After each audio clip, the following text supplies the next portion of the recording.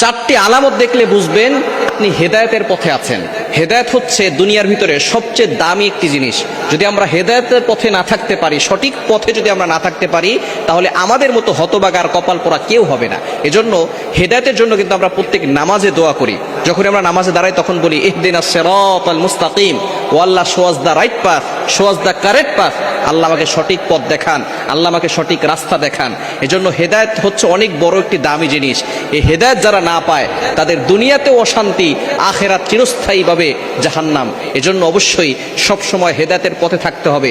যদি চারটি আলামত আপনার ভিতরে থাকে তাহলে আপনি বুঝবেন যে আপনার ভিতরে হেদায়েত আছে এবং আপনি হেদায়েতের পথে আছেন, সঠিক পথে আছেন। এক নাম্বার হচ্ছে আজান শোনার সাথে সাথেই নামাজের জন্য আপনার মনটা ছটফট করবে। যদি আপনি হেদায়েতের পথে থাকেন তাহলে আজান শোনার সাথে সাথেই আপনার মন নামাজের জন্য ছটফট করবে। যদি নামাজের জন্য ছটফট না করে তাহলে মনে করবেন যে আপনি হেদায়েত থেকে দূরে সরে আছেন। নামাজের জন্য ছটফট করা মুমিন ব্যক্তি কেবলমাত্র জান্নাতে যেতে পারবে। কেননা ইসলামের ইমানের পরের সবচেয়ে গুরুত্বপূর্ণ যে ইবাদত সেটা হচ্ছে নামাজ। নবীজি সাল্লাল্লাহু আলাইহি ওয়াসাল্লাম জানিয়ে দিয়েছেন, আউয়ালু মা ইউহাসাবু বিহিল আবদু ইয়াউমাল কিয়ামাতিস সালাহ, on the day of resurrection the first prayer will be calculated. কিয়ামতের দিন সর্বপ্রথম বান্দার নামাজের হিসাব নেওয়া হবে। এজন্য নামাজের সাথে সম্পর্ক বাড়ান।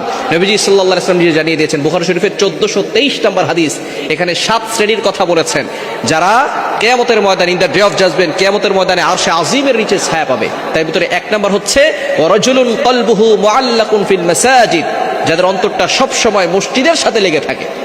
মসজিদের সাথে যারা অন্তরটাকে লাগিয়ে রাখবে, আল্লাহ পাক রব্বুল আলামিন কিয়ামতের ময়দানে তাদেরকে আরশে আজিমের নিচে ছায়া দান করবেন এবং তারা সঠিক পথে থাকবে, হেদায়েতের পথে থাকবে।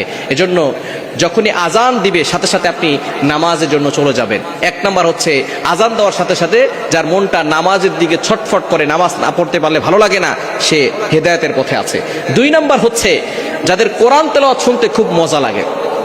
কোরআন তেলাওয়াত হচ্ছে এমন একটি কোরআন, এই কোরআনের ভিতরে মুজিজা রয়েছে।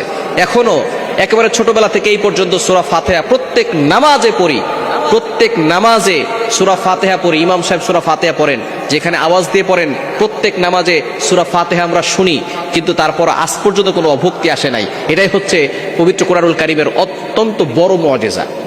বড় গুরুত্বপূর্ণ মুজিজা হচ্ছে এই কোরআন যতই শুনে ততই ভালো লাগে। এজন্য যাদের কোরআন শুনতে ভালো লাগে না, মনে করবেন তাদের ভিতরে হেদায়েত নাই, তারা হেদায়েত থেকে দূরে সরে গেছে। এজন্য যদি আপনার কোরআন শুনলে ভালো লাগে, অন্তর পরিষ্কার হয়, কোরআন শুনলে ঈমান বেড়ে যায়, তাহলে মনে করবেন যে আপনি হেদায়েতের পথে আছেন, আপনি সঠিক পথে আছেন।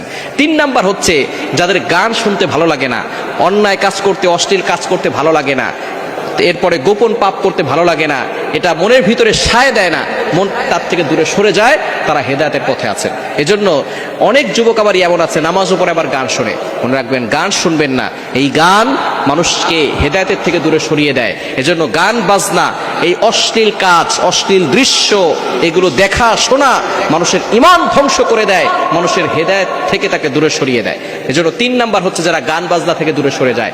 4 নাম্বার যারা গুনাহ করার পরে, গুনাহ হয়ে গেলে সাথে সাথে অস্থির হয়ে যায় কখন তাওবা করবে।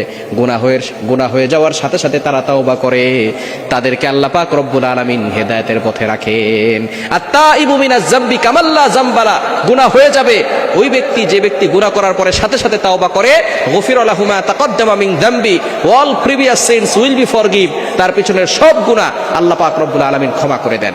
এজন্য গুনাহ হয়ে যাবে। কুল্লু বানি আদম খাত্তাউন ওয়া খায়রুল খাত্তাইন আত-তাওয়াবিন, প্রত্যেক আদমই গুনাহগার, তবে ওই গুনাহগার আল্লাহর কাছে সবচেয়ে বেশি প্রিয় যে গুনাহ হয়ে যাওয়ার সাথে সাথে আল্লাহর কাছে তাওবা করে। এজন্য যারা গুনাহ হয়ে যাওয়ার সাথে সাথে তাওবা করে তারা হেদায়েতের পথে আছে। এই 4টি কাজ করলে যদি আপনার ভিতরে থাকে, মনে করবেন আপনি হেদায়েতের সঠিক পথে আছে।